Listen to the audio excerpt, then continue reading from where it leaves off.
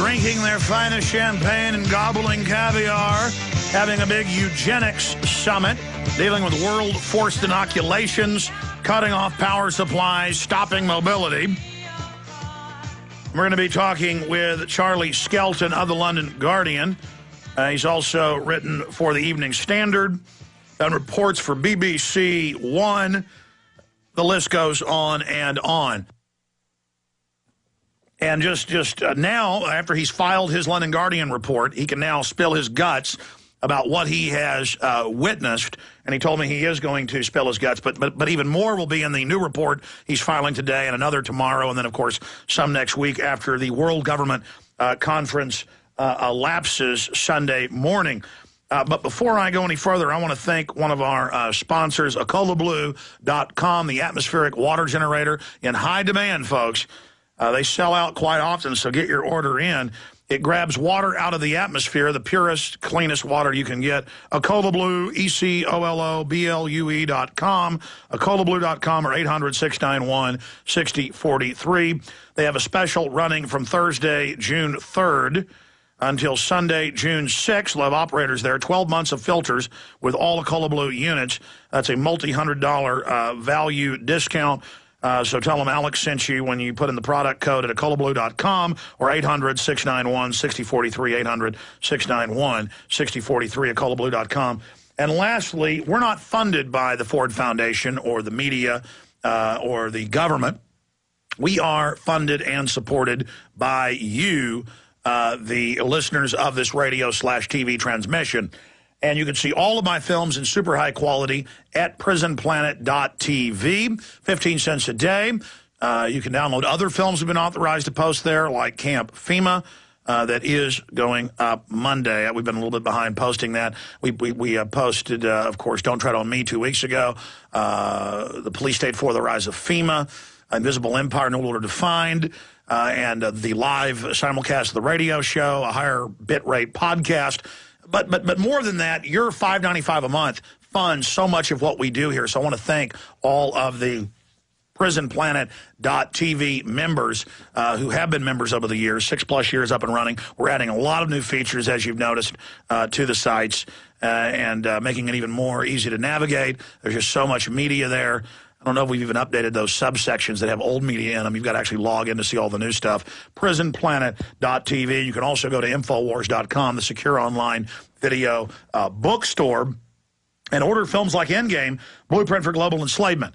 I travel to Bilderberg. I confront them. I get in their face. I bullhorn them. And you're about to hear about their fear 4 years later concerning this from a Guardian reporter. We show their own documents, their own statements about a planetary regime to cut off resources so they can control us.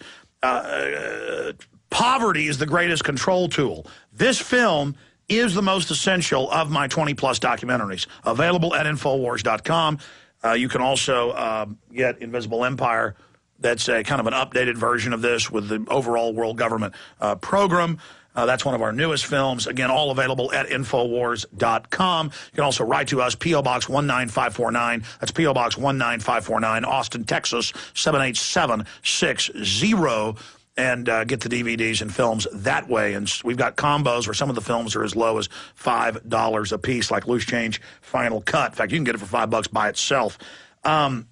And again, I want to thank you. We couldn't pay for the servers, the webmasters, the camera people, the engineers, the plane tickets, all of it without you. We've done something really special here, and I want to commend you and thank you and all of our sponsors that have also made it possible. So be sure and continue to support if you want to see this work continue and expand.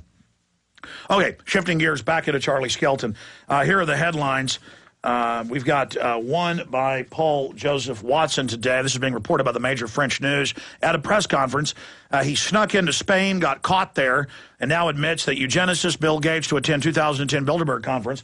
But the really big news, because it shows how scared they are internally, and it shows this mirrors what Zbigniew Brzezinski said 3 weeks ago in Canada when he said, for the first time, the whole world is awake to world government and not just our puppet politicians, but the actual power structure. We're in trouble. People said, well, he's playing possum. No, he's not playing possum. And so Bilderberg see people with income as threat to their agenda.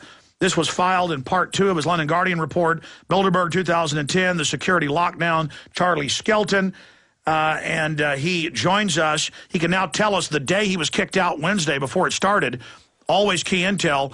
What security people did to him and his wife, what he overheard them saying, and then he could tell us what happened yesterday and today. Charlie Skelton, thank you for joining us, sir. Hello, lovely to be back. Good to have you. So you've got the floor. You can now, since you filed your reports, tell us, because, you know, it's good to give them the scoop first. They paid to send you there. You work for them. Tell us the incredible, what you witnessed inside, sneaking about, spying on them, and before they kicked you out, and then what's happened since then. Yeah, well, first of all, to talk about what you mentioned, we sat ourselves at dinner next. This is a couple of days before in fact, the night before lockdown. So, whatever night that would have been, Tuesday night,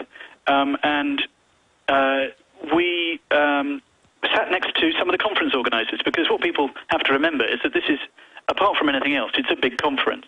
So there's a large team of extremely well-oiled conference organisers who run the whole show every year, at least the core team members do. And they were having their dinner, and so we sat ourselves down nice and innocently next to their table, and we just sat and pretended to have a conversation all night whilst listening. So yeah, we did a little bit of earwigging.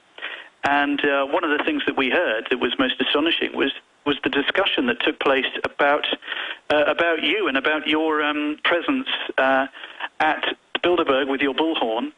And they started saying, they said, you've seen the videos from that year. This is a quote. You've seen the videos from that year. They were very close to the hotel.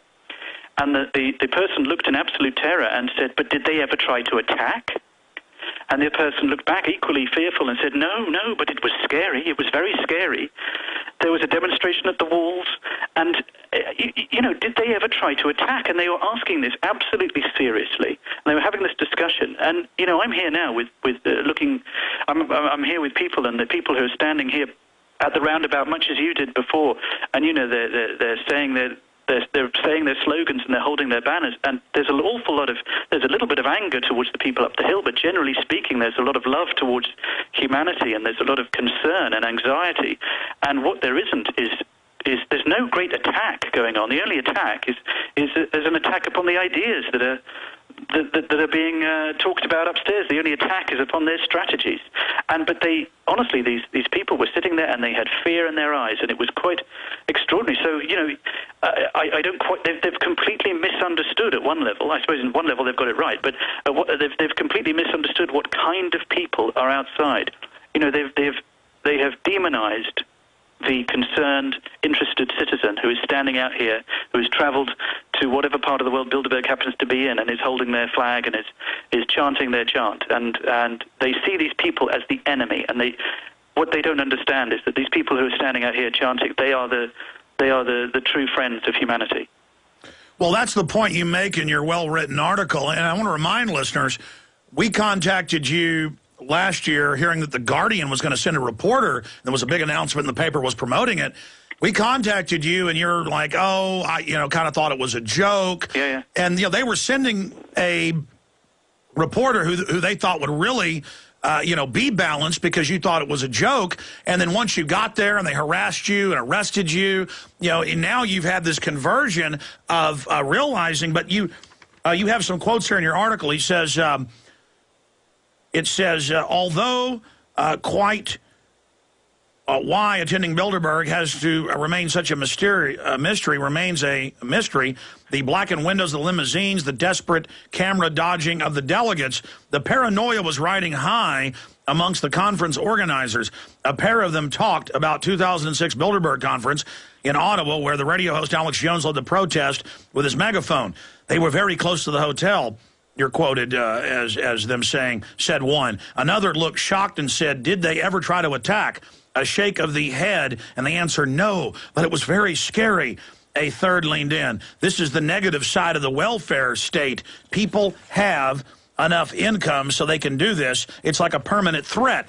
And see, from what I've read by the phony environmentalist and the globalist, they want to shut the economy down, only allow authorized, permitted travel for government-approved reasons.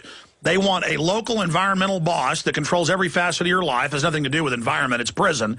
And they say they want a post-industrial world to control us so that we literally only live and work in one town and maybe get to travel once in our lives. This is the policy.